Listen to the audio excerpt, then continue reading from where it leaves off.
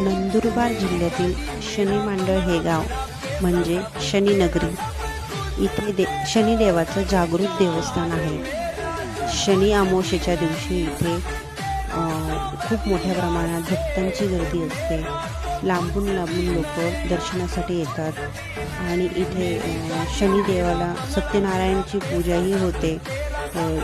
ज्यांनी कोणी शनिदेवाला मांडलेलं असतं तर ते लोक सत्यनारायणची पूजाही करतात तिथे.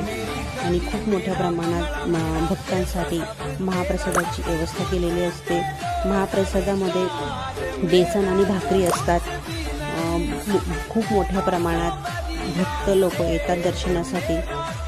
आणि शनिदेवाचं हे जागृत देवस्थान आहे. इथे तुम्हाला तुमच्या इच्छा पूर्ण होतात. तुमची साडेसाती कमी होते. खूप लोक